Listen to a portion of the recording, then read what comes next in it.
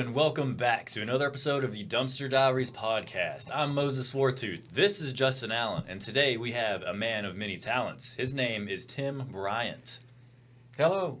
Dude. Hello, everybody. I am super excited about this interview. You came recommended by multiple people. Wow. I mean, people that we've interviewed on the show. And that was before we even know all of what he does, too. I just thought he was an author. Yeah. I didn't know anything else about what he was doing. Well, Yeah.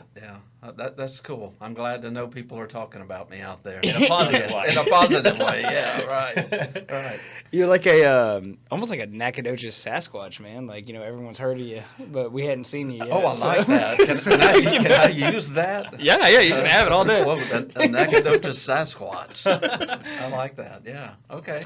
But man, you do a lot. I want to talk about what you currently do now. Okay. And you have a really good book that just came out. It's coming out this week. Coming out, yes, yeah. Yes. But you can get it on Kindle now. You can pre-order it on Kindle. Pre-order, You can okay. pre-order, yeah. Yeah.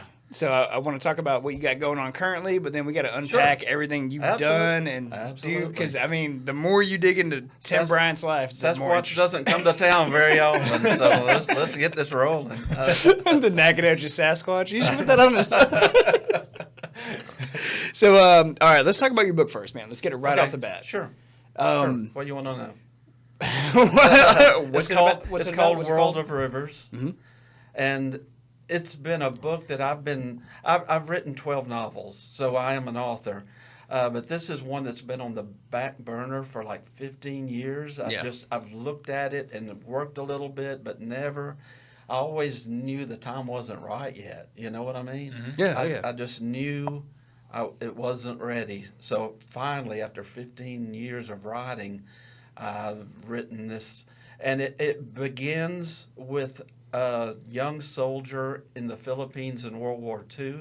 Mm-hmm. My grandfather was a young soldier in the Philippines in World War II, and I grew up listening to a lot of his war stories. So it's inspired by true events. It's inspired by my grandfather.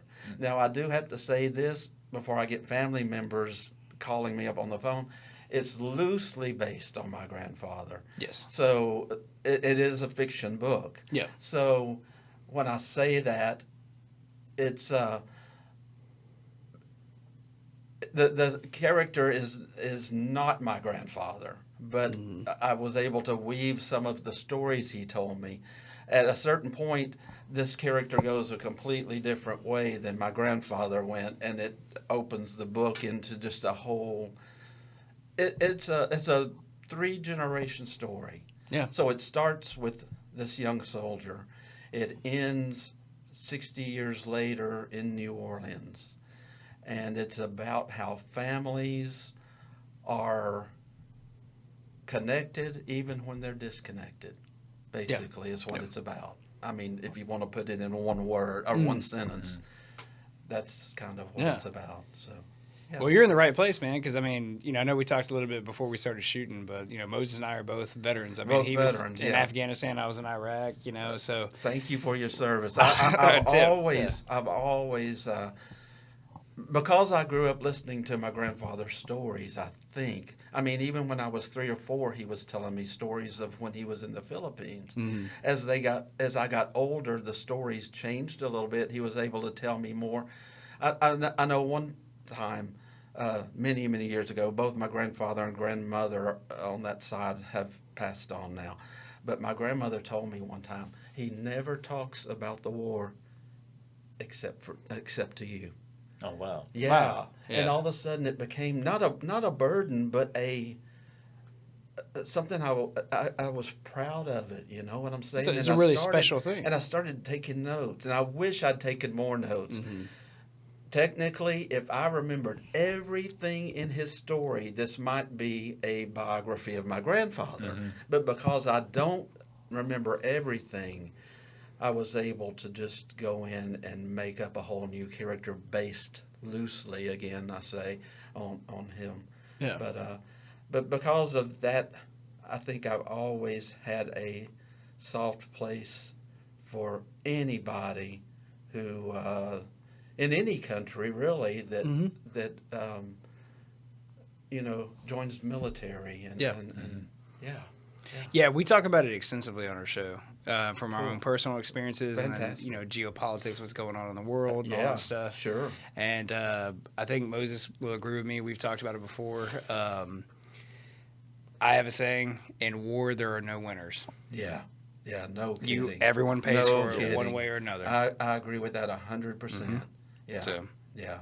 You might win the war, but you're going to be paying for it for a long time. That's after right. That. My grandfather, the perfect example.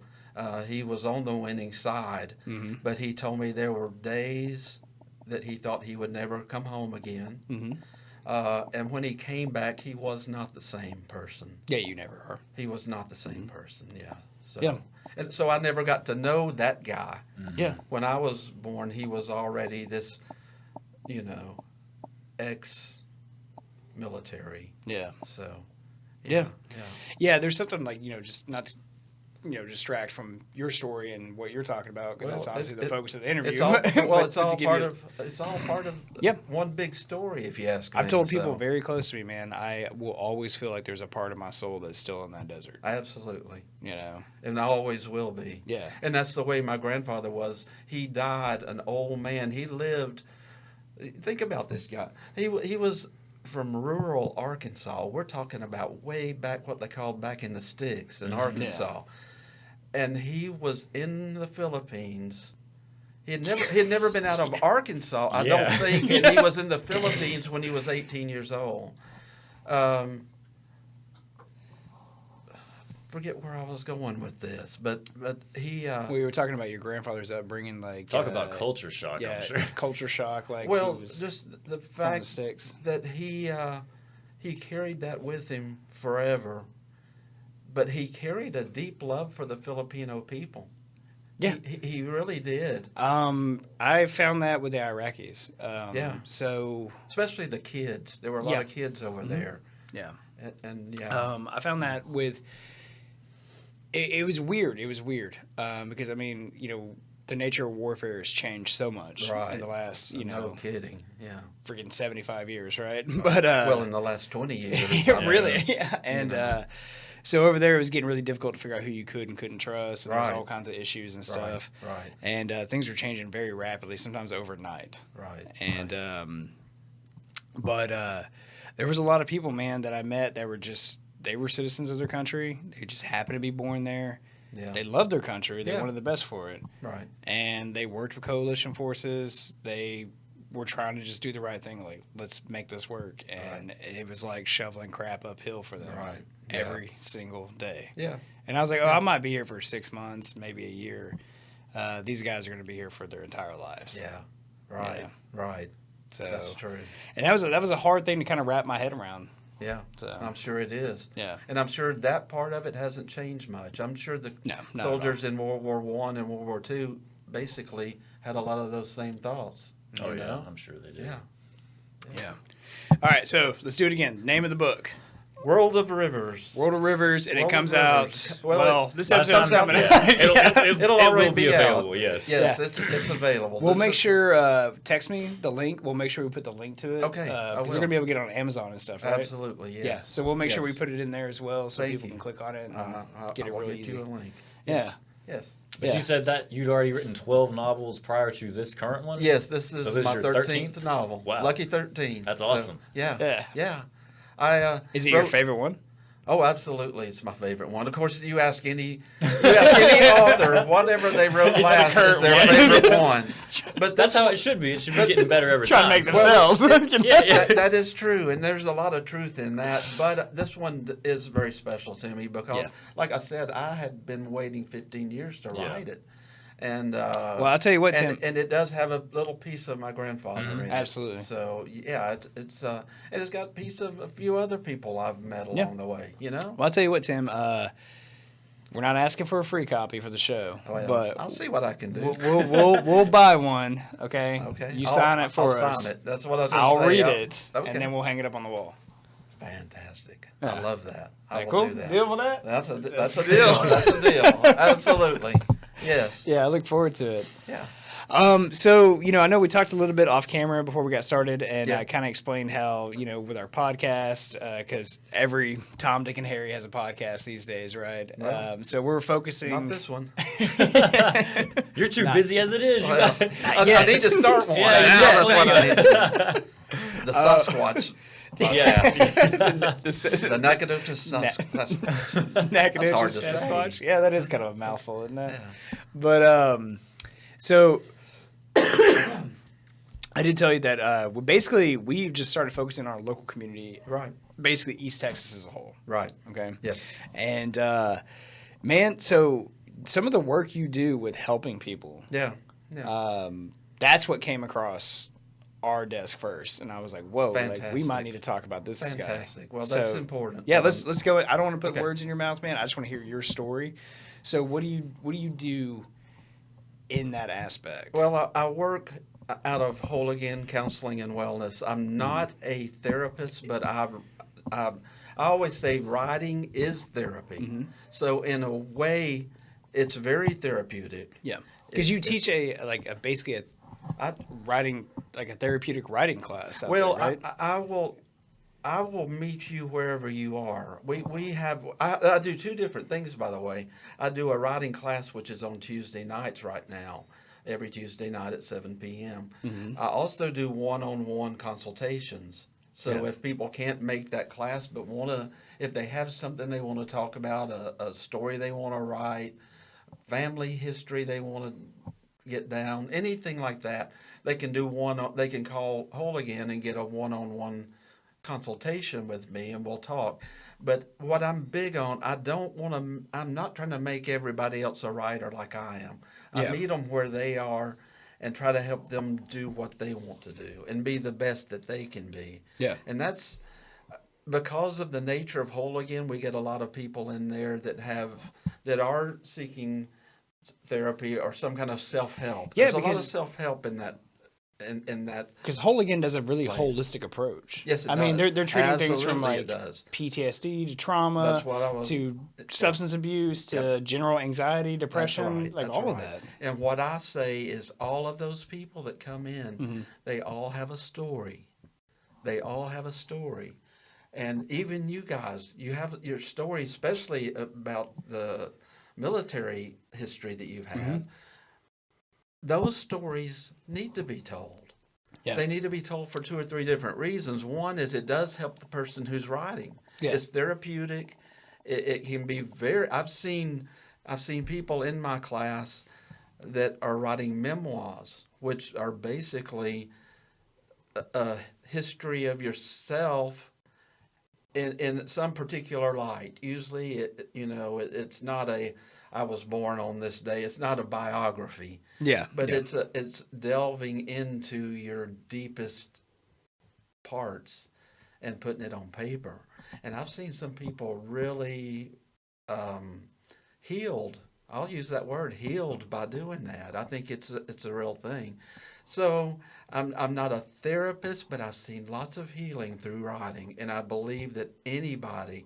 I always say, everybody has a story. Everybody, don't die with your story inside of you. That's what I always say. Man, you about gave me goosebumps with that one right there. Because I've always said the same thing. I was like, granted, we do media and stuff, and I was like, everyone has a story. Right.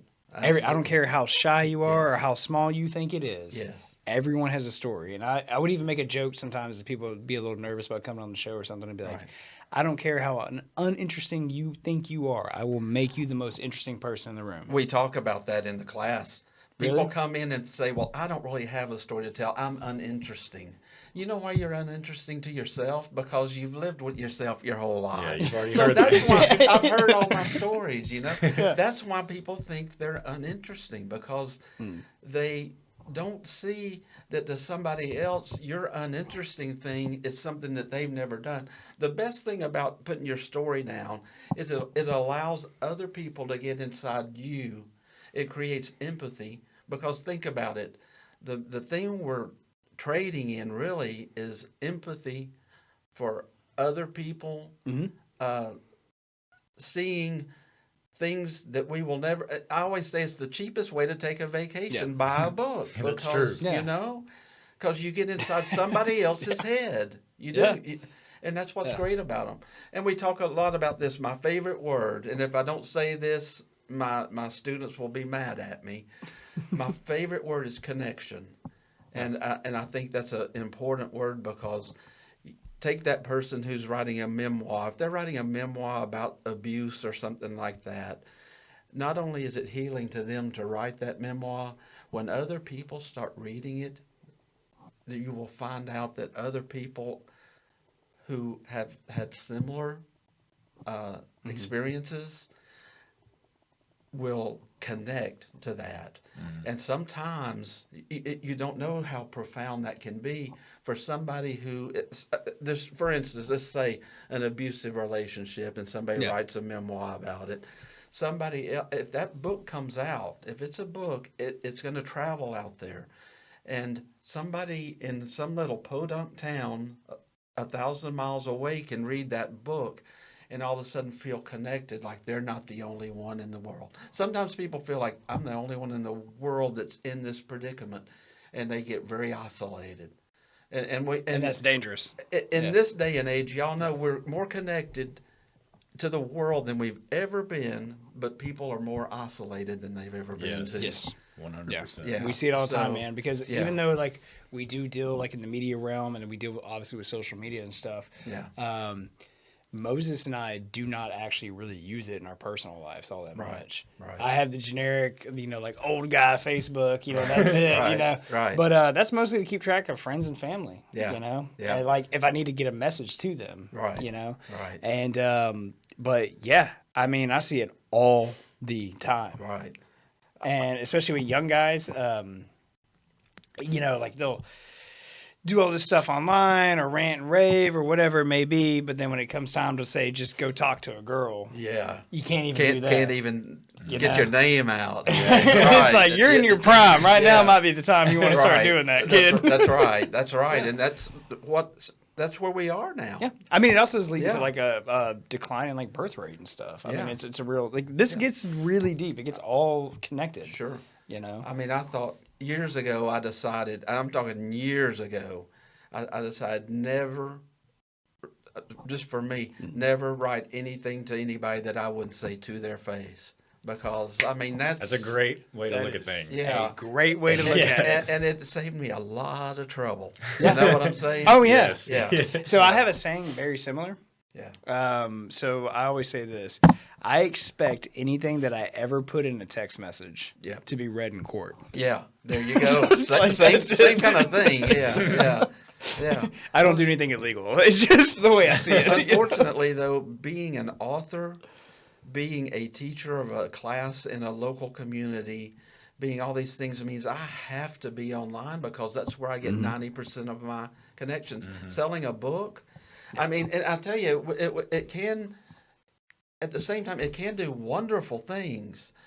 Right now, my book, because it's set in the Philippines, part of it is, I'm getting a lot of people on my social media from the Philippines, and they're pre-ordering the book. They're talking to me. That's awesome.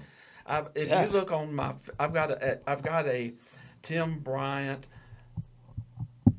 Minister of Kindness, motivational speakers. I don't know, writing teacher page. It's just a page where I try to put all of my stuff on there. Yeah.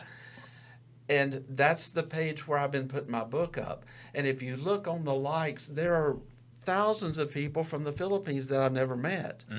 But they're interested in a book that has they still, in the Philippines, look upon the servicemen that came in, the military that came in during World War II as heroes. Oh, yeah. They still do to this day. Yeah. And they're interested in hearing stories about it, because they've heard stories from their parents, Again, it's the stories. Yeah. It's stories we tell. Stories to me are just so important. They connect with people. They're connecting right now with a bunch of people in all over the Philippines. I was going to say Manila, but it's all over the Philippine Islands. Yeah. Places I've never heard of before. For sure. Yeah, so that's that keeps that keeps me from getting too anti social media. Yeah, things like you gotta that have happen. it to some I've got degree. to have it as an Some author. degree. But now, I'm not saying you got to be doing TikTok dances every 5 seconds. But what's great is with this book, especially. Now, this is the interesting thing. As a teacher, most of the things I do are all community related. So community, but with this book, the community is the whole world. So everybody is allowed.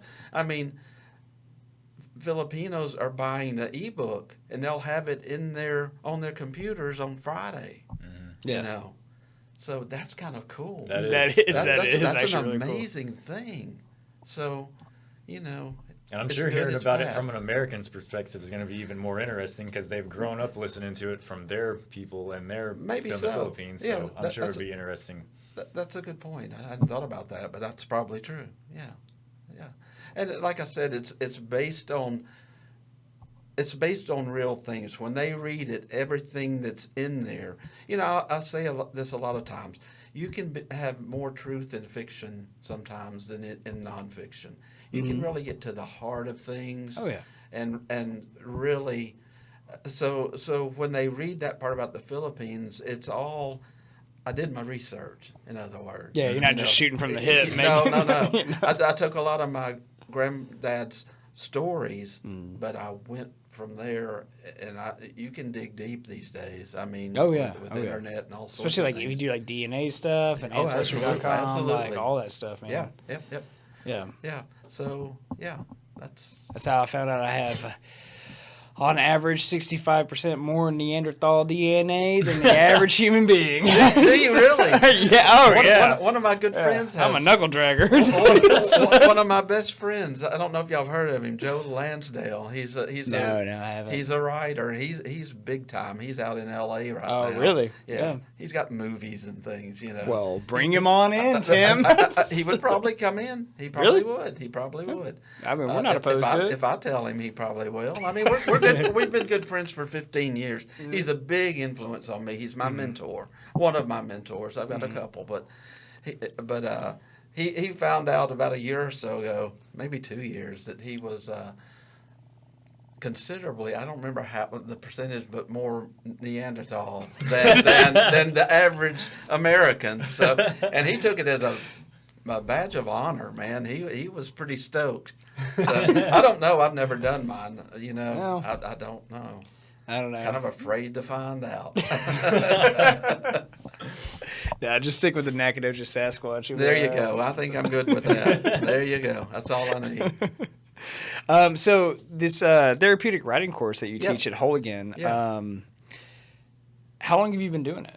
About a year. Little over a year. Because I think it's really cool. Yeah. Because I've gone through periods where, I've written a lot, for this show. Because while we do the podcast, like the actual interviews and stuff, we have a whole nother side to it, like where we do our shorts and our reels. And those are individual jokes. Yeah. So those are all written by us. By you? Yeah. You should take my class. And we have like 400 of them. Yeah.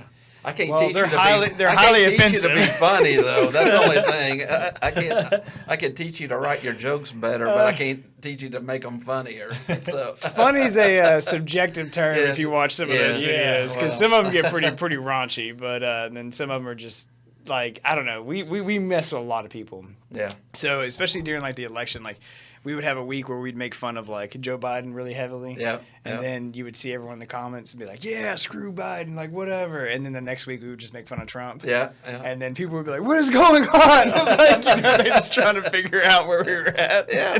Well, it's always cool to play both sides. Yeah. You can do that. Yeah. And then we had one that went like viral, man. I was like, oh gosh. I was like begging Moses to take it down. Because we have this rule. Once it's viral.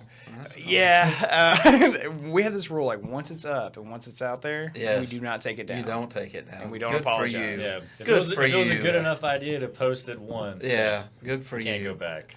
So you remember those fires in Maui, like in Hawaii? Yeah. A couple years ago? Oh, yeah. So basically we accused Oprah of starting them. Oh, well, that's possible. Isn't it? That's what a lot of people, they agreed. Really? Yes. Really? So we started a hashtag cancel Oprah program, and anyway, we posted this on there, and I think within 2 days it got almost 500,000 views on YouTube alone.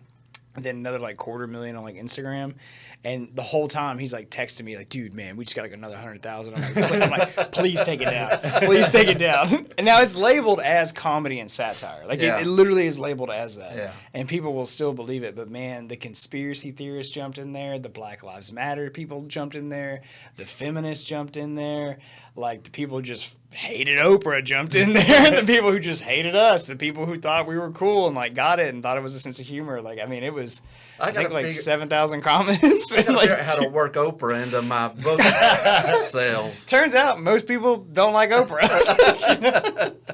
I don't know. Oprah hated this book. Yeah. Never in the Oprah book club. And realistically, she's actually Oprah probably book does a club. lot of good, a lot of charity work, and is just really busy. Yeah, well. Yeah. But yeah, man. Yeah. What's great about my class, though, you were talking about the sorry, class. I didn't. Yeah. No, I like that little detour. I'm learning things. I'm taking notes over here. Work Oprah into it somehow. Oprah was in the Philippines in World War II. Yeah. Okay.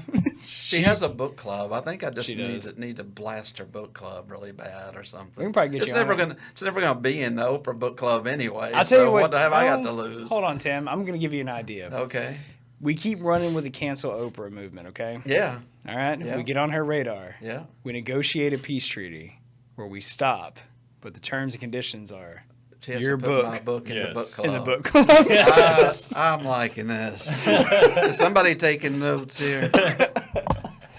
Yeah. The funny part is I really don't have a problem with her at all. I don't either, but man, if it sells a book or two, why so not? those fires did happen, and we got. I know, yeah. Well, we got lucky. Well, It- not on the fires. You got the- Well, the fires happened, and then the next day or two, we made the short making a joke because there was issues with her having private roads she wouldn't open up to let the public travel through For to real? evacuate. Yeah, Yeah. She does this a lot. Yeah, oh yeah, it's actually a real problem. Because she was actively buying property in Maui, and then they were refusing to sell land to her, and then the fires happened. So Yeah. there was a little. Oh. It's a conspiracy. We're not accusing her of any actual thing, Yeah. but it was kind of strange. It is a little bit. Yeah. Okay. Yeah. Boy. Yeah, man. So, dang, I done lost my train of thought with that. I was gonna make a point with that, real quick. Where's I going with that? Nah, whatever. Doesn't matter. I don't remember. But yeah. So, but yeah. I was just gonna say about that you could join my class because we have people from Lufkin, we have people from Huntington that drive all the way over for the class. Yeah. People from Center. I can't remember all the places, but it's not just Nacogdoches. It's just East Texas. It's East Texas, yeah. Yeah. Anybody, especially the one-on-one things. Now the class is every Tuesday at 7:00, so some people don't want to drive. Maybe you don't want to drive all the way, but you can always call up and just get a one-on-one in the afternoon sometime, and I'll meet you up there. So yeah, we get people from all over the place. Yeah. Yeah. And so does the class? Is it a? You just go whenever you want to. Does it have a set time frame as far as it starts in August and it's a 10-week course, or The class, yeah, it's a monthly thing. Okay. It's monthly. You sign up every month. So people can take it, I've had several people that take it repeatedly, just always taking it, because the class is never the same twice. Yeah. It's not like you start back over at the beginning every time. It's just a continuing class where I'm helping people do what they want to do.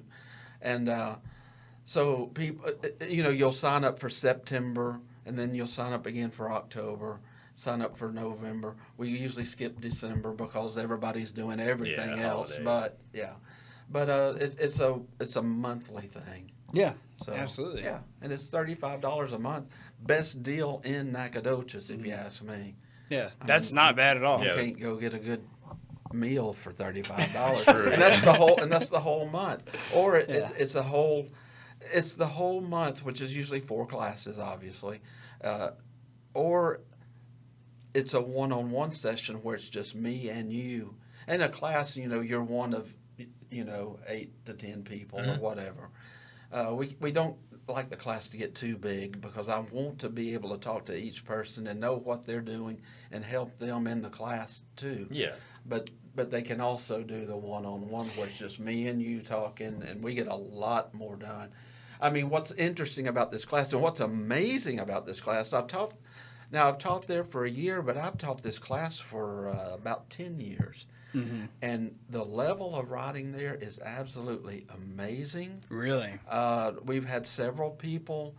I will walk with you through the whole thing all the way up to editing, getting a publisher if you want to get a publisher, or self-publishing if you want to do that, or looking for an agent. I've helped people do all of those things. Wow. So, So if you want to be an author, like Tim Bryant's got a class call. for you, yeah. Well, Moses, I always felt like if I walk them all the way up to a certain point and then say, okay, you're on your own, I kind of abandon them. them. Yeah, that's the word. Mm-hmm. Yeah. So that's why I say I will meet you wherever you are and take you as far as you want to go. I've had one author that's on her third book. She's been taking my classes for a year. She's on her third manuscript. The first one is coming out. I wish I knew the date. It's a memoir, and it's coming out. Her name's Tina Grimes, and her book is coming out in November. I think 1st of November. Yeah. And she wrote it in consultation with me doing those one-on-ones. And wow. So things happen there. We don't just sit around and stroke our beard and talk about writing. You know what I'm saying? Yeah. We actually are doing stuff. So if you want to do stuff, it's a good class to come to and get stuff done. What's the average like demographic of like age range? Like what types of people do you more see come men in? than women, Yeah. more women than men kind of thing? More women than men. I will admit that. Mm-hmm. We do have one man taking the class right now who is amazing, just a great writer. Yeah. But the demographics are crazy. I've taught from 10 years old to 76. I think that's maybe the oldest. But that's a wide range. That's a wide. That's not what I was That's a wide expecting. net. Yeah, and the 76-year-old has a manuscript that we are shopping to publishers.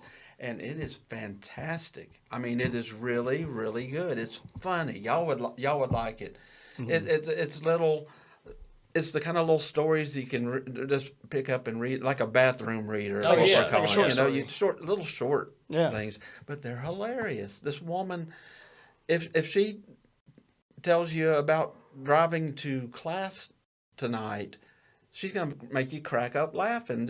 You know what I'm saying? She's one of these people, some people have to have the material to be funny. Some people are just funny. Yeah. Everything that comes out, you know what I'm talking about. Oh, yeah, absolutely. And she's one of those people. She's just hilarious. And she's 76. I've met and she wrote her first manuscript at 76. Dang, that's awesome. So isn't that cool? Yeah, I mean, that's like You don't age out of writing. Yeah, that's you can do it you're anytime you never want too to. old. Yeah. In fact, it's better if you're old because you got lots of stories to tell. I can see that. Yeah. I always tell people, though, the thing about when you don't die with your story inside of you. When we die, and we're all going to die someday. Speak for yourself. I'm going to live forever. I have a lot of faith in AI. I'm just Okay. When I die, when I die, the only thing that's left of me are the stories people tell about me. Mm-hmm. Yes, absolutely. So we really are stories. We're stories in preparation. I mean, while we're alive, we're still stories. We should tell those stories. Yeah. But when we die, really all we are stories. That's what keeps us alive. That's what keeps, we all have family members who passed on. What keeps those members alive is the stories you tell about. Because once they stop telling the stories, and it's over. important to write those stories down for families. I always push family stories in my classes a lot because every family. Here's what I love about families. Think about this: every family is the same, but every family is different. Yep. They're both true. They're both true. So when you talk about your family, I'm going to understand because I have a family, and I'm going to connect to those family stories because it's going to remind me of my family. But no two families are the same. People always come to me in the class and say, I don't know what to, it's kind of like the thing you think your stuff is boring because you lived it. Yeah. But they don't realize we do this one thing that's a lot of fun. We'll come up with 6 words, and we'll just amongst the class we'll come up with 6 words, and I'll give them 15 minutes to write a story using all 6 of the words. And what's amazing is when they read their stories, no 2 are even similar. Mm-hmm. One's going to make you cry. It's going to like, oh my God, I'm not crying. That's Yeah, I'm not crying. You're crying. And then somebody else is going to make you laugh. Somebody's going to make you think of something in your own. I mean, so we all use the same language, but we're all telling. I always say, write what you know. Write what you are. I mean, even when you're writing fiction, you're writing yourself. Yeah. You do. You write yourself into it. So, yeah. Wow. Man, that's cool. Is that cool? I'm sorry. Is that cool? That's actually really cool, man. That's a little free stuff right there. So I'll tell you this, with our media company, we do like some writing behind the scenes and stuff, but really, mostly it's just audio and video and stuff. Right. There is a story that I do tell people. Yeah. So I had a family member that was close to me. Mom passed away, over a decade ago.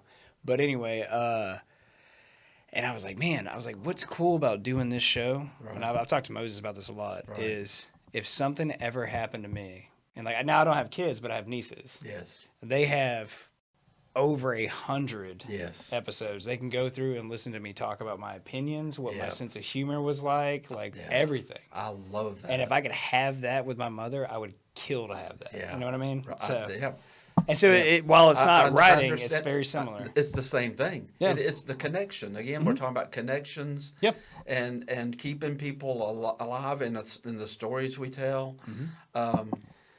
That's a lot of the reason I write is for my kids. In fact, this new book, World of Rivers, is dedicated to my 2 kids. Yeah. Because it's a family.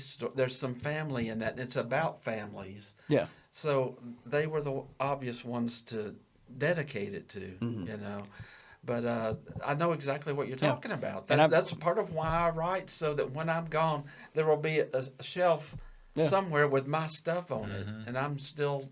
Those are my stories. Keeps me alive. Same thing. So, one thing I've often said is one of the greatest tragedies you could ever have in a country that values free speech as much as America does is you never find your voice. Yeah. Yeah. You're exactly right. So it's a real thing. Well, that's what we're about in the classes, helping people to find their voice. That's what I meant when I said the last thing I want is to make a whole bunch of little writers that write like I do. Seriously. There's enough of me. Clones. There's enough of me already, believe me. I don't want to compete with myself that way. But it's finding your voice, and the only way you really find your voice as a writer, there's only one way. Only one. Write. You got to write, and you got to write on a regular basis. Yep. So we work a lot with small price productions, like a comedy production team out in Nacogdoches. And so they host comedy shows, in Mount Enterprise primarily, but they do a bunch of stuff. Okay. And so I get to meet a lot of comedians, and we've interviewed a lot on this show and stuff. Right. And it's always an exciting time.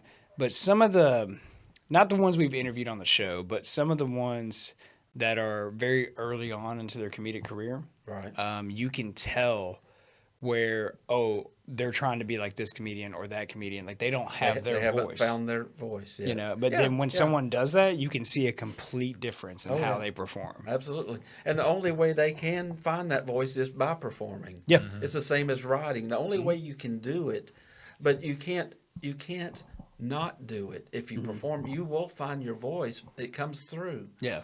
But it mostly comes through if you can tell, even as a comedian, if you can put yourself into the stories. Yeah. Because no 2 people are alike. That's what everyone has told me, coming up, dealing with it and stuff. Because I do it as a hobby once in a while too. Yeah. They're like, you got to make it more personal. You got to put yourself in these stories. Yeah. Anybody can make a one-liner punch joke, and it's like, I can just steal that joke and take it and go use it in a town over, and you would never know. Right. But then it's like, if you make it personal to you, Well, you it's your probably job. know there are comedians that made it in the business that had a reputation for stealing other people's Yeah, jokes. it's pretty cutthroat. There's always that. But especially in the early days when you don't have any backing no or any recording proof. stuff. yeah, that's true. Yeah, that's why now you got to record everything you do with a timestamp. Timestamp, Yeah. Well, Tim, man, you have like such an interesting life. So we've talked about, the writing class that you teach. Sure. We've covered your book relatively extensively. Let's talk about like how you got to this point. Okay. So, how did you end up in Nacogdoches? Where does Tim Bryant come from? Like, I mean, I know you told me some stories about you spent a lot of time in New Orleans, Right. and which is like one of my favorite cities in America. Well, one of mine too. That's my other hometown, really. I grew up in Nacogdoches. Okay. I did. I grew up there. My dad took a job at SFA when I was 7 or 8 years old, so I grew up there. I was born in Arkansas. Got to Texas as fast as I could, and grew up here. Became a musician here. Had my first band around Nacogdoches. Back in those days, there wasn't a current music scene. Yeah. So you know what I did? Because I didn't know better. It's like a comedian who is in some little podunk town and there's no comedy to be had around there. Yeah. So he compares himself to the George Carlin. He watches George Carlin. Apples and and oranges, You know what I'm saying? Yeah. And he watches Richard Pryor, and he watches Eddie Murphy, and you know what I'm saying? Yeah, you can't compare and yourself. And that's the way to we were that. with music. We didn't know anybody to compare ourselves with, so we were like trying to. This was in the early '80s, and I was. I call it the before time. The before time. Yeah, before social media and cell phones it ruined was everything. Back in the before time, we just copied, or we didn't copy, but we were inspired by the people we saw on MTV, because MTV was brand new, and a lot of bands we never heard of before. So I got pretty damn good at being a musician, and at one point, one of my music idols who lived in New Orleans heard my CD. And he called me in Nacogdoches and said, "I love your CD. Would you play keyboards in my band?" Well, that's I was running a cafe, and I shut down that cafe and was in New Orleans. Time to go. There are times when you know that something is prodding you and you know what to do.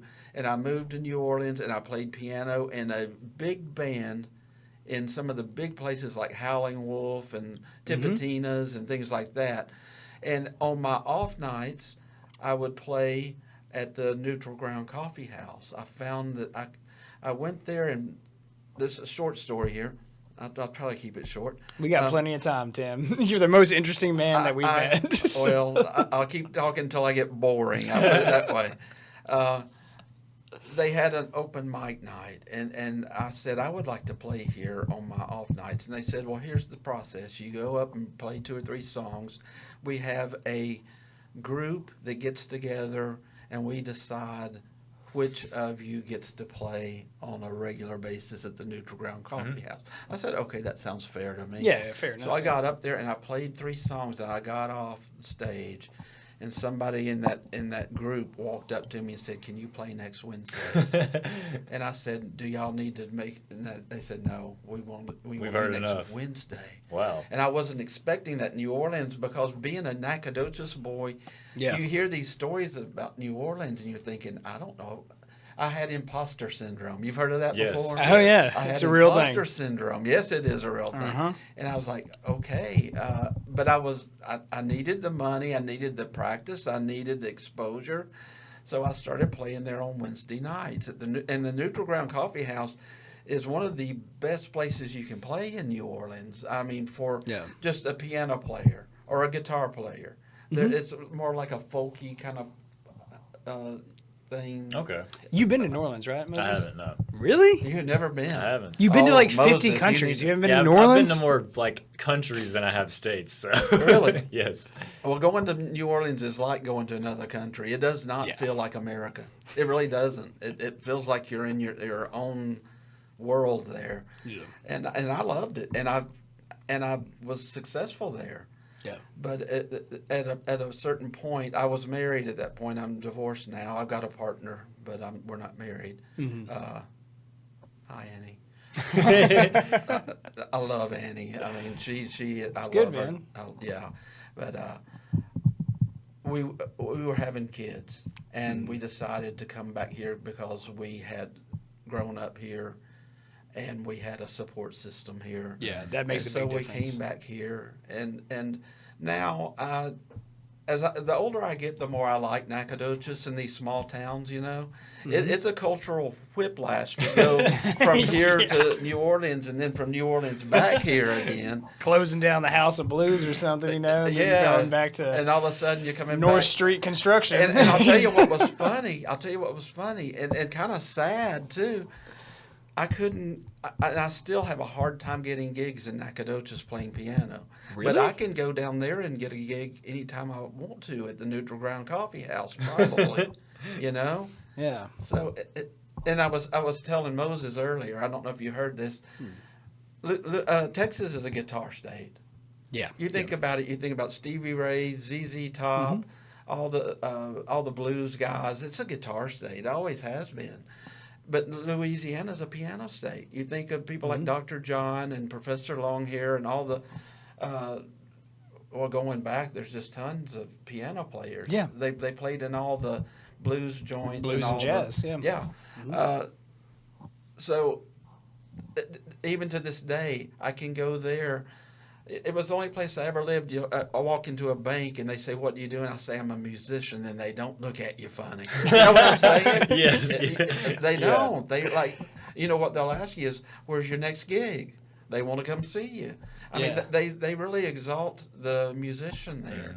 And piano players get a real fair shake down there. It was some of the best music I ever heard being down there, and a hell of a lot of the best food I ever had. Absolutely, too. I was absolutely. Like, my gosh. Me and Annie go down there as often as we can. If it wasn't for the hurricanes, I'd probably live out there. Yeah, hurricane season is not a lot of fun. I endured a few hurricanes down there. I did get out before Katrina hit. We came back here, like I said, to raise our kids, and now they're 24 and 19, so they're grown up. But I was born in Monroe, and I lived in Shreveport for a few years too, man. Like in my 20s, lived in Shreveport for a little while. Shreveport has a nice. I used to play there a lot too. Yeah, I played. You know a place called the Noble Savage? Yes. I played there several times. Really? Yeah. I'm actually moving back there. Are you really? Yeah. End of the year. Yeah. Oh no, are y'all not going to keep your? Oh, no, we're keeping it. We're moving it to a bigger city. You're moving. Beefing up. You're moving. Oh yeah. Okay. Yeah, we got more opportunity out there. I'll come up there and see you. Yeah, anytime, Tim. I used to come up there and play. Yeah, we'll throw some dice too. I was playing, kill some time. We can do that. I was playing all over the place when I came back from New Orleans. I was playing from Galveston to Austin to Shreveport, just me and my piano. But after a while, my kids were getting a little bit older, and boy, I mean, you'd come home at 4 a.m. smelling like cigarette smoke, and a couple of whiskeys, something like that. Yeah, something like that. It got a little old, or I got a little old, or something got a little old, and I just kind of went to Stephen F. Austin and got my degree in creative writing because I'd been a writer all my life, basically. Yeah. But got serious about that, and that's when I started writing books, and that was 2007 when I graduated from Stephen F. Austin I was the first person to graduate with a bachelor's degree in creative writing in the state of Texas. Really? In the state of Texas. In 2007? In 2007. There's no... That's crazy. Are you serious, Tim? I'm serious. How? Maybe I'm lying. Maybe... Here, I'm going to backtrack here. We're not doubting you. We're not doubting. It's just crazy. I'm starting to doubt myself. Maybe I was the first one at SFA. I can't remember now. It's been so long. Now let's go with Texas. It's much better. I like that. I like the sound of that. Yeah. Stand by it. Right. Yeah. But you said it on the internet. It's true now. I think it's right. Yeah. I think it's true. But anyway, I've been writing ever since then. But just to tell you a cool little story, when I was 10 years old, I was already writing. Mm-hmm. And one day, my grandmother, who was the partner of my grandfather who went to war, mm-hmm. She told me, Tim, one of these days you're going to be a writer. Yeah. You're going to be a writer. And I went a really big route. You know, I went a long ways, but I went back around and finally became a writer when I was in my late 38, 40, something like that. I was a little bit older. But my first book that I wrote, I dedicated to my grandmother. And she lived to see it. Oh, so, that's great. Yeah, she lived to see it. She died like a year or so after that, but she lived to see my first book. So I finally became the writer I think I was intended to be. So, you know, you become who you're supposed to be if you hang around long enough and are persistent. Had to use the restroom. Sorry. But Tim, man, I want to get on to talking about your books a little bit more, and then the process of like how you actually became an author. You know, outside of obviously writing the books. Right. But first, I want to ask, man. So this is your 13th novel that you have coming out. Right. Are all of your novels completely different, or did you write not like all a of them? trilogy, No. or was it a 1 out of 12 series? Out of the 12. 5 of them are a series. There's a 5-book series that's probably next year will become a 6-book series, and it's called the Dutch Courage series. It's a Dutch Courage is a it's a detective, 1950s Fort Worth detective, and it's a series of detective novels basically. That sounds cool. I'm not gonna lie. Like that's kind of right up my alley. I like stuff like that. I do too. And those are what I'm most known for. Yeah. That those 5 novels really made my career, as it were. The 3rd novel, Spirit Trap, was named one of the top 5 books by a Texas author by Book People in Austin, Texas. And if you don't know Book People, they're one of the top 10 independent bookstores in the country. Yeah. I mean, like Obama went there to autograph his novel. So, I mean, they get the big people. Yeah. And I've been down there several times doing book signings and things like that. They've supported my career for years now. That's awesome, man. So that's what I'm most known for, those 5 books. And then there's a 2-book series that's, if you can call that a series, there's 2 2-book series actually. I'm sitting here thinking, there's a Western series called the Wilkie John Westerns, and they're like a really dark Western series. I mean, when I say dark, they hired me because they knew I was a little unconventional, and I gave them what they wanted.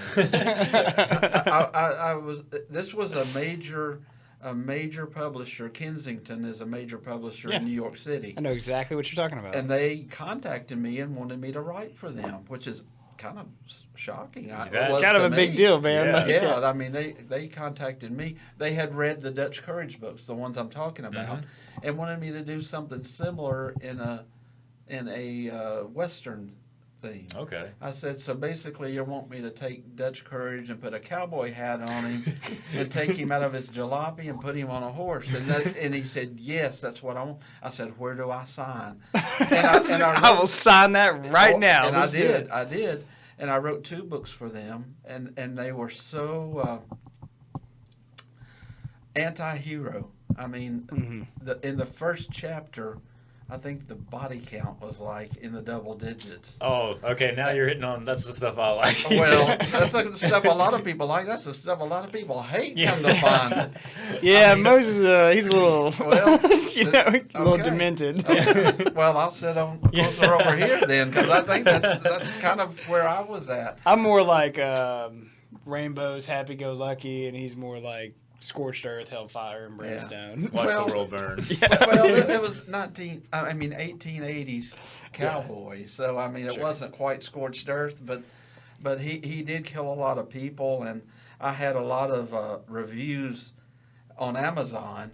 I mean the reader reviews, where people said, I threw it hit the wall after chapter 1 and didn't read anymore. Which, you know what? I kind of like that. I kind of like that. If I'm reading, because like whenever I do find books, I look for those that are like, this was just insane. I can't believe I was reading this stuff. I'm like, that's the kind of stuff I want to read. Yeah. And this guy, I based him. All I did was base him on Billy the Kid. Mm-hmm. Yeah. He's like 18 years old when he starts out in the book. And by the end of the second book, he has backed his way into being a Texas Ranger. And if you know the Texas Rangers, there were some bad guys in the Rangers. Yeah. So he didn't get it by glory. I mean, he kind of backed his way into redemption with the Rangers. But he had a rough... People either loved it or they hated it. Yeah. And a lot of people hated it. So I did those two. You kind of just deviated. You're like, a lot of people hated it. And anyway, next subject. Then I went to something that I thought more people would like. I did a 2-book series called Bywater and Upriver that were based in New Orleans.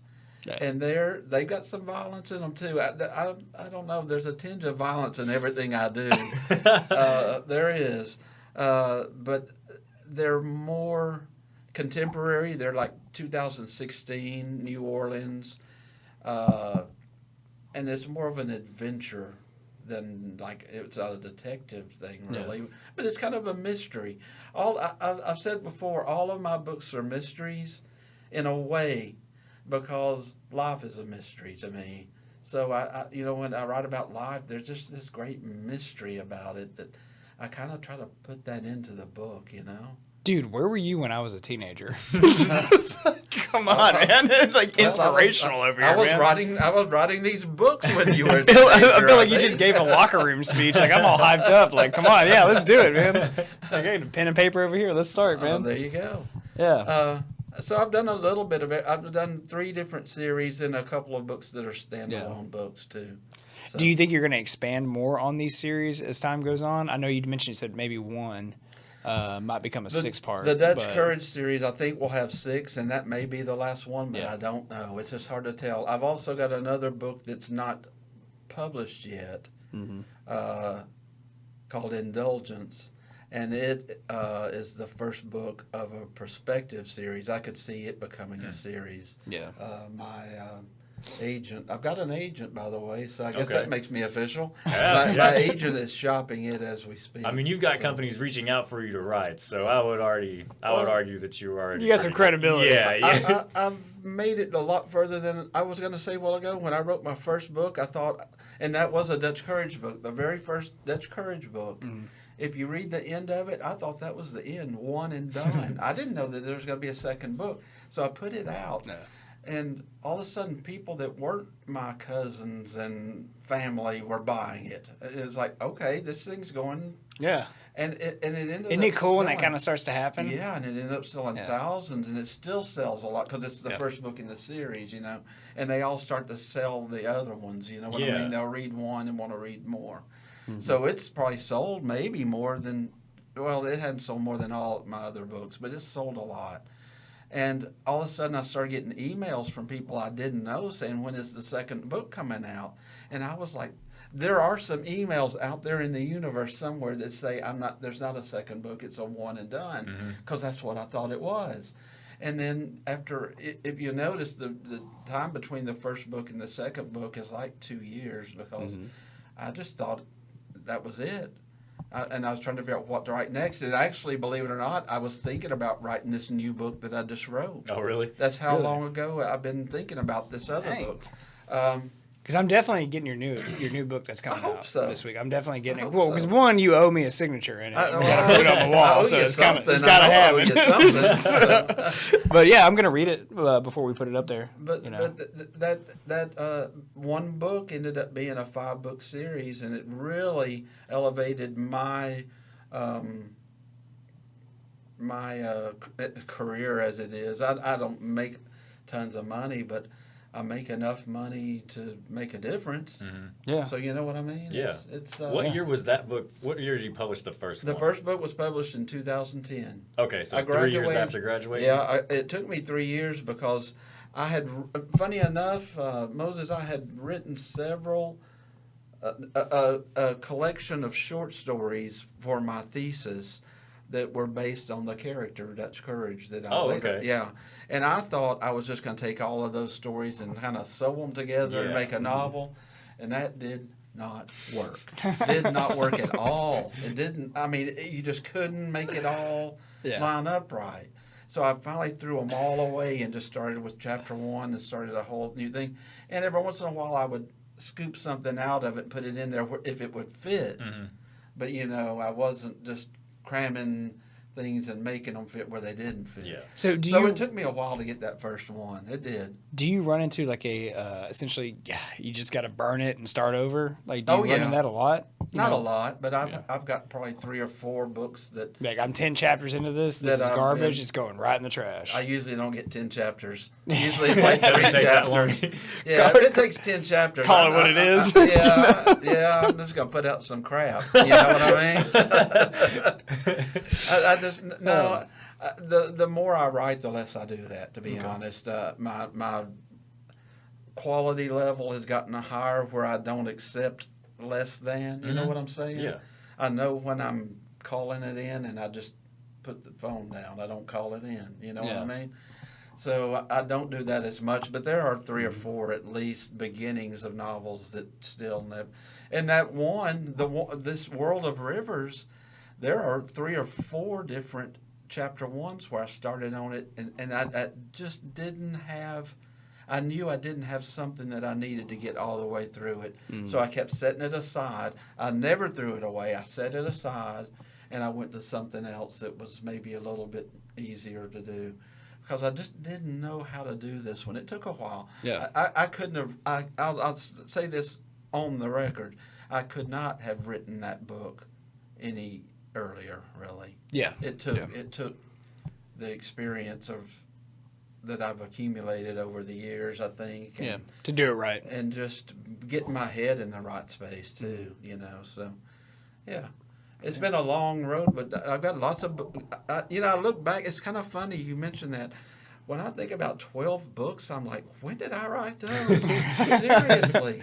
Oh, there's episodes we don't even we don't even remember recording, and then I'll go back and watch them. I'm like, I said that? Right. Well, I read my books now sometimes, and I don't remember writing it, and I'm like, I don't remember writing this. Got my name on it. 15 years away from it. And I've written so much since then. Like if some people will come up to me and say, man, you know that character so-and-so in book 4, when you wrote such and such, did you mean this? And I usually will just say, yep, that's what I mean. Because I don't remember what I wrote last year, much less something I wrote in 2012, Yeah. So, if you ask me questions about my books, don't trust the answer. That's basically. So there's something I do want to ask you and kind of get on the topic, and it's going to be a little bit of a pivot from where we've been discussing. Sure. Still in the realm of writing and all that. AI. Yep. And writing. Yep. As a writer, are you worried about that? Not worried about it. Really? Not worried about it. You're not worried about other authors coming up and being like, hey, I wrote this fantastic novel, and some computer program just spit it out in 30 seconds? If I sat and worried about it, I would worry about it. But it's just, I'm not trying to give you like an insecurity. Right. Hey, man, you already got 13 out now. I have learned, you know what? I've learned not to be afraid of AI. I think it'll come out in the wash. It's going to be okay. There are actually things I use AI for. Sure. I know, now, to be fair, I know authors, and I won't name names, but I know authors who absolutely hate AI or are afraid of AI. So I get the question. Yeah. But at this point, I'm just not that concerned because I think writing, when it comes down to it, is so fundamentally a part of stories that are inside of us that getting a machine to write something, or a machine, I don't know, getting software to write a story, I think it's going to miss something that is intrinsic in being human when we tell stories. The emotion. The emotion, the empathy, the emotion. There are things like that I just don't think. Now, I may be wrong. Then they say that AI is going to get better and better. Now, I'm a musician, and this is kind of funny. I'm scared of AI as a musician. And I'll tell you why. I'll tell you why. I heard a Beatles song a few weeks ago that wasn't a real Beatles song that was better than some of the real Beatles songs. And it sounded just like the Beatles. Yeah, I actually listened to. That scares me there. I listened to a song the other day. It was a 50 Cent song, like the rapper, right? Yeah. And I'm not a rap guy by any means. I'm classic rock. Yeah. And a buddy of mine sent it to me, and they ran it through this AI software. Yeah. And they said, make it 1960s blues. And it was probably one of the best songs awesome. I've heard honestly. all year. Like, I don't even like that kind of music, but I was like, damn, that song is good. Like, if an artist came out today with that, they'd be number one in the charts. I don't know the guy's name, but there's a guy on YouTube that does that. That's what he does. Yeah. He takes songs and then turns them into something totally different. Yeah. Cranks them through the machine. And that kind of scares me, and I'll tell you why. I don't, and this may sound presumptuous, but I don't trust the listeners to hear the difference. They won't. Yeah, they won't. Yeah, and that's why it scares me. But I still think when it comes to writing, there may be something that's lacking in AI that you can't get with somebody's real, heart-to-heart stories. Mm-hmm. But I may be wrong. Well, my thing is like, okay, I believe you could probably get away with pawning off like maybe like a small book, or you could pawn off a song or two or something like that. Yeah. But in the end, on a long enough timeline, Yep. the truth will come out. Yep. People will notice patterns. Yep. The writing style will change. Yep. Okay? Yep. And then also when it comes to music, you still have live performances. Live performances, yeah. And if you can't play like that and sing like that in a live performance, Yeah.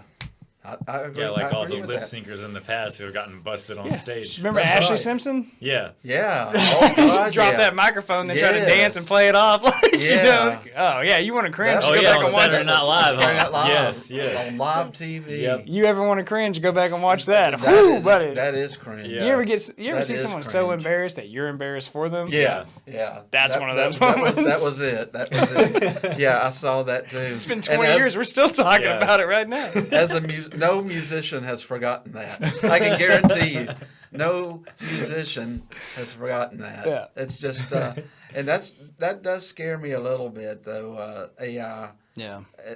with music. I'm afraid music as we know it is kind of over.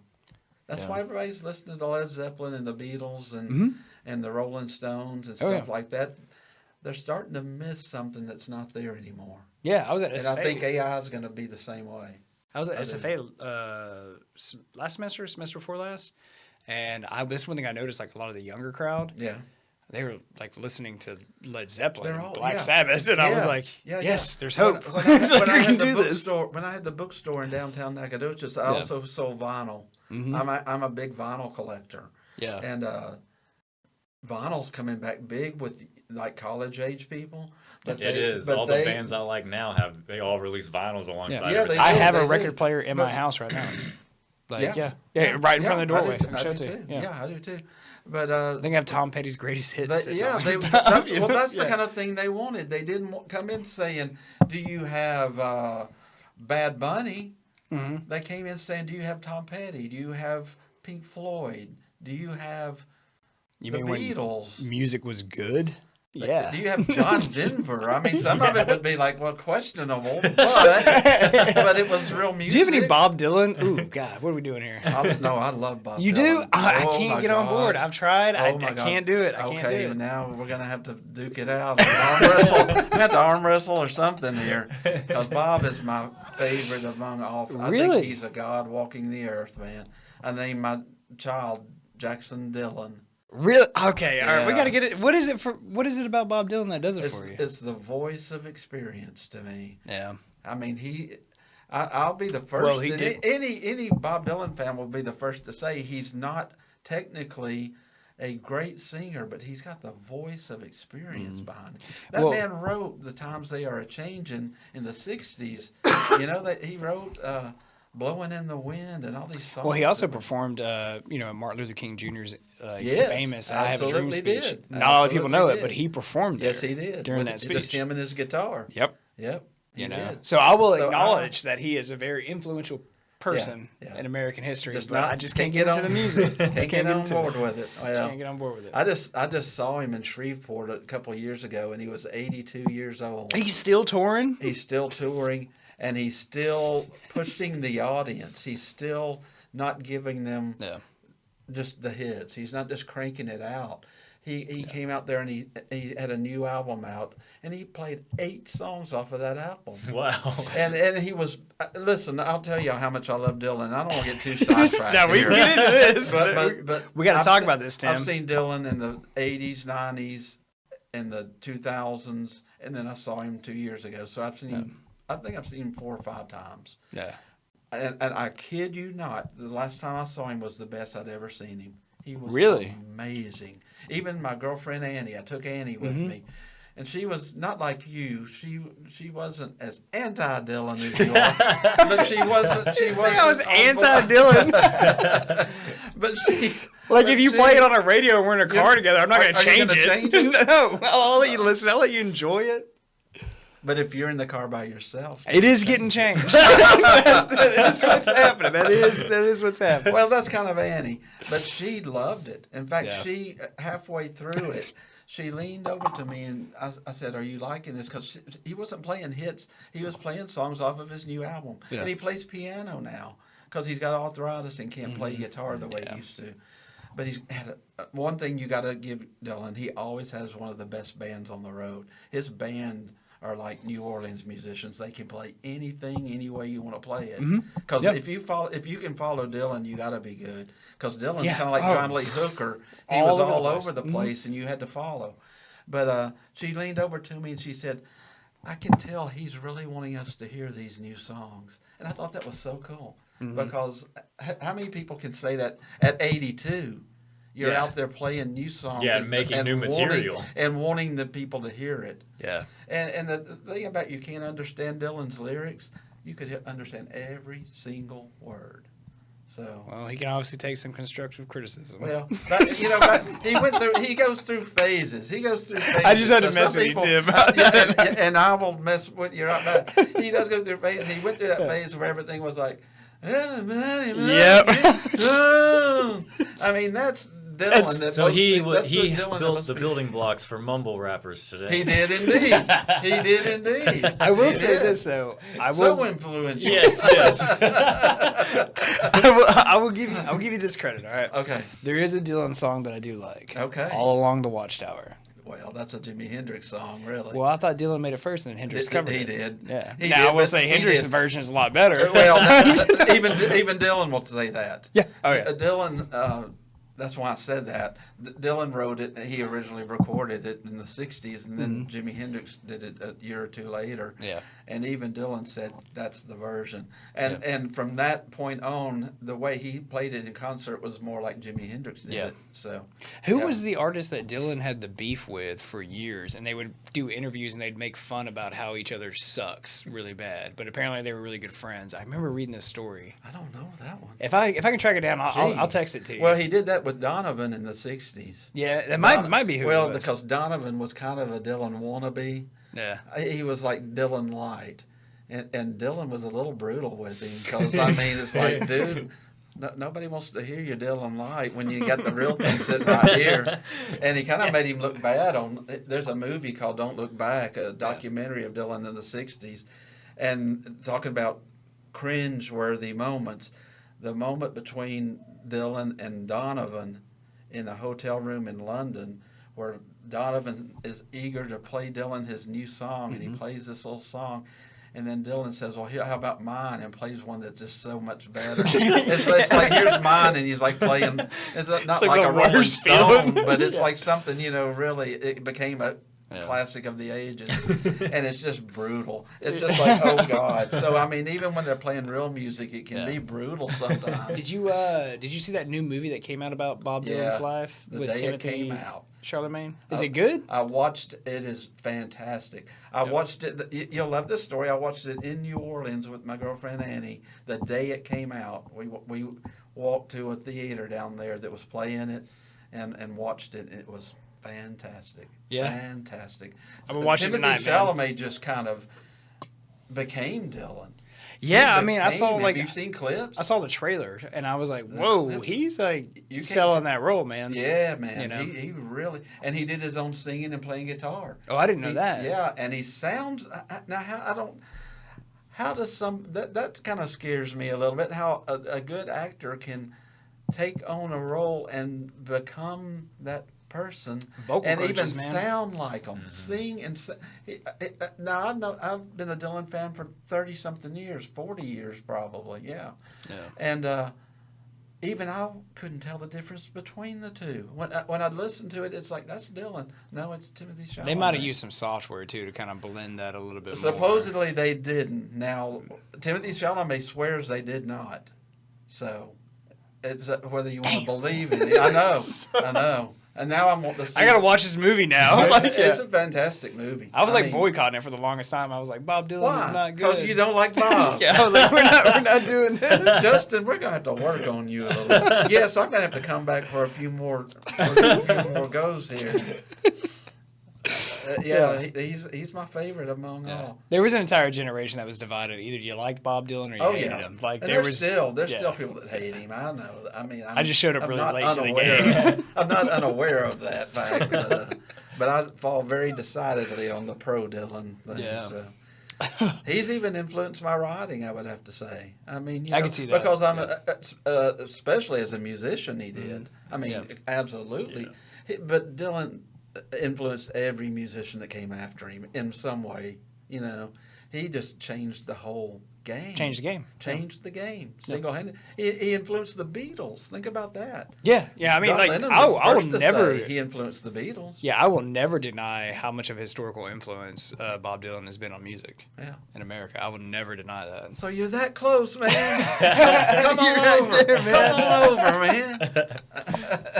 Smoke this. We'll get in the circle and we'll beat on drums and we'll listen to Bob Dylan. You know, it's like everybody must get stoned. There you go. Oh man! Speaking of you mentioned bands, and artists, they've been around for a while. Yeah. You mentioned the Rolling Stones briefly as a joke, and there's one that I'm just like, how are you still alive? Keith Richards. Y'all. And how is he still playing? You can see how bad his arthritis is in his hand. I know. His fingers are just gnarled. Yeah. Yeah. But he can still play the guitar with him, doing Justin, we got something going on here. There's something weird and magical going on right here. And I'll tell y'all why. The two people that I'm most connected to as a musician, as a human being even, Bob Dylan and Keith Richards. Really? Keith Richards. He's my spirit animal. See, I like Keith Richards. I always tell people Keith Richards is my spirit animal. Yeah. Have you ever read his autobiography, Life? No, I have not. Best autobiography by a rock and roll person, period. Really? That dude, he's nothing like, what's funny is he's nothing like the image of Keith Richards. He's extremely well read, and he remembers every damn thing that happened to them in the 70s. Now, how can Keith Richards, of all people, I mean, Mick Jagger's like, I don't remember this, and Keith is like, we played that Coliseum on a Tuesday night, and after that we went to a party with, I mean, he knows everything. We ate at this restaurant, the waitress's name was Judy. It's like, how do you? He's got that kind of recall. And it's, dude, I barely remember what I did an hour ago. It is the best rock biography I've ever read in my life. Absolutely. Yeah. And what's really funny about it, I got to tell you this. Here's another story, just a free little story. When I was a little kid, I lived in Arkansas. Like I said, I was born in Arkansas, came here when I was 8 years old. This happened about the time I was 10. We had a lot of family back there, so we were up there visiting. I think it might have been a holiday. I don't remember what holiday. Thanksgiving, possibly. Anyway, the Rolling Stones, two of them, I think it was Bill Wyman and Keith Richards, came rolling through this little tiny town, Fordyce, Arkansas. I don't know if you've ever heard of Fordyce, Arkansas. Can't say I have. Well, it's smaller than Nacogdoches. Yeah. It's more along the lines of, I don't know if it's even as big as Center. I mean, it's a little bitty town. Yeah. Only thing it's known for, it was the home, it was the birthplace of Bear Bryant, the football coach. Oh, That's yeah. all it's known for. But it's a little dumpy town. I shouldn't say that. I got family there. I don't mean it dumpy. I mean Just nice small. backwoods town. but they came rolling through there and got stopped by the cops. And the cops searched the car and found some grass in it, I think. Some weed. Found some weed. And pulled them into the little courthouse there. Well, half the people in Fordyce were at the courthouse because they heard word gets around in towns like that. Like, you know how Richards that is works. like, just got arrested. Keith Richards, they probably was like one of the Rolling Stones. I don't know if they knew, but one of the Rolling, some hippie with long hair or somebody got arrested. Anyway, half of Fordyce ended up there. I was there in Fordyce when that happened. Really? I was there, and it was Keith Richards. And what happened is they ended up calling the governor. I think Bill Clinton might have been governor at that point. Yeah, because he came out of Arkansas. Yeah. And he knew the Stones. Cool Bill knew the Stones, and he got. I may have my details a little bit off there. Keith, call and let me know. But yeah, he got them off. But it was a famous thing. And anyway, Life. When I got this book, Life, by Keith Richards, I was like, I'm eager to read this because he was already. That day became the day I became a Rolling Stone fan. I should finish that part. Because the next day I went to some little department store in Fordyce and bought the album that was out. I can't remember. I think it was, I don't remember what album it was. Maybe Some Girls. Is that the name of the album? I think. I'm not sure about that. My details are hazy, but that was the day I became a fan. Anyway, it doesn't matter. And I bought an album the next day, and have been a huge fan of them ever since. So, 30 years later, I get this book in my hand, Life, about Keith Richards. Check it out. Either one of y'all, both of you, get that book because it's so well written, and you will be amazed at the story he tells. But the very first page, I was driving through Fordyce, Arkansas with Bill, and it starts with them getting arrested by the cops. His whole life, he was born in London, not London, but in England. All of these things that he's been through, he's like, 70s? When he wrote it, I mean, he's 79 now. I think 78, 79. So, yeah, he's pretty much getting pushing up there. 80, yeah. But this was a little, so, I mean, all of these things that had happened to him, he chose Fordyce, Arkansas to start his autobiography. Then it flashes back and stuff. Yeah. But I was just amazed because that was the point where I became a fan.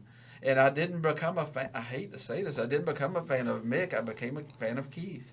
Yeah. Mick was cool, but I was a fan of Keith. I always liked Keith's songs the best. I still think Happy by the Rolling Stones is probably the best song they ever made. And it's a Keith, Before They Make Me Run. I love all of his songs. Anyway, long story to say, he's my spirit animal. So, I don't know how we got on that tangent, but it's a true story. That's good. It just shows a little bit more about who you are as a person, man. Well, it is part of who I am. Behind all the books you've done, Because we can bring in people. We can be like, oh, like what have you done, and basically do like a job interview, like a resume, like oh, here's bullet points, here's what I've made, or here's what I do, and then but if you don't know the person behind it, this is what the whole point of this makes it a little more intimate. Well, that's the whole point of what I do. That's why we're hitting it off so well, because that's the point of what I do, that we're all stories. That's all we are, is a big bag of stories. Sure. And I'll sit here and tell you stories until you cut off the mic. So, I mean, but these are some of my best ones here. I'm pulling out the good ones for you. Pulling out the big guns. Yeah, Tim, it's been a good interview, man. Is there anything else you want to talk about specifically? No, just my new book. Just make sure get that out there. Yeah. I really want this. Honestly, I want this book to do well. I will do tricks on the street corner to make this one do well, because I'm seriously, I mean, every book So you it want took to a do minute to well, register what you said. Like turn tricks on a street Well, corner. well, Oh, do tricks. Sorry. All right. I was thinking about prostitution. well, You're talking about I'm gonna- juggling stuff. I got you. The Like, man is committed. I don't know. Anything's. We're I not will taking anything juggle off the whatever they want me to juggle, you know. But seriously, though, but not so seriously too, because I mean, what was I going to say? you're talking about how well you wanted your books I to want do all and my all books to that. do good, but this one's been 15 years in the making, and Yeah. if it doesn't do well, I will be distraught, to say Yeah. the least. I got So, faith, man. I think it'll do yeah. good. Yeah. I mean, you at least sold one copy in here today. So The other thing I would say before we leave is everything I do, the writing, the music, the walking down the street and talking to people, this pertains more to my what's the word? I'm losing my words now. There are two things that I try to abide by: truth and kindness. mm-hmm. And everything I do, I try to keep those two. I think I've developed this belief, and I've developed this belief over 61 years. And this is what I want to tell people. You know, you can talk about Islam, you can talk about Christianity, Judaism, agnosticism, atheism, all the isms you can come up with. Most people agree on those two things: truth and kindness. yeah, And universal principles. I think as long as we're doing that, no matter what we're doing, if we're sitting here talking at a table, mm-hmm.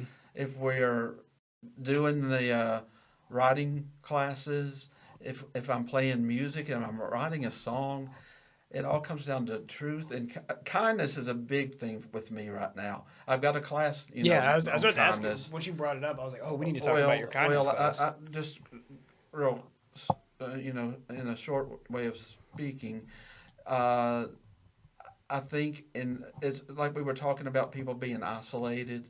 I think in the world that we're living in right now, kindness goes farther than it ever has, and people need kindness. I decided to do this class based on how we can be kind to people in our communities right where we are. We don't have to go down the street. I mean, do what you're doing on a daily basis and being kind to people. And it's the kind of thing, like I was eating at Dolly's in Nacogdoches, and there was this young couple sitting over there, and my girlfriend Annie paid for our meal. So I said, I'm going to pay for their meal. So I walked up and paid for their meal. Anybody can do that kind of thing. Yeah. But it's looking around and seeing where you are and who you can connect with. And it doesn't even have to be that you connect physically. You can connect with people on so many different levels. I connect with that couple. Hopefully made a difference, just by paying for their meal. Yeah. So I'm just, one thing I'm trying to really press is we all need kindness, and we don't know how big of a difference we can make in other people's lives by being kind. Oh, absolutely. Yeah, just simple little bitty things. Mm-hmm. How long have you been teaching this class for kindness? I've only kindness? taught it at Whole Again one time. Mm-hmm. It will be taught again, and what I want to do is take it outside of Whole Again and teach it at any place that wants me. Get in touch with me. Yeah. I mean, I want to go into the community and teach this class, and I'm not teaching people how to be kind. Everybody knows how to be kind. It's just reminding people how much of a difference it can make.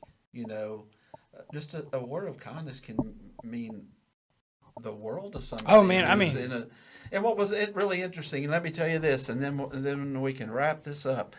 I was in the middle of preparing to teach this class, and all of a sudden, my girlfriend was diagnosed with cancer. Oh, I'm sorry. And she had surgery. We were able to get it at a good spot, so her prognosis is good. A week after that, my mom, I'm a mom's boy. I'll be the first one to say I'm a mama's boy. Yeah. My mom, she's 80 years old, she had a stroke. all of a sudden, all these things were happening. My hands were full, and people started being kind to me, coming over with baked dishes for us to eat and stuff like that. And I was like, I think that happened for a reason.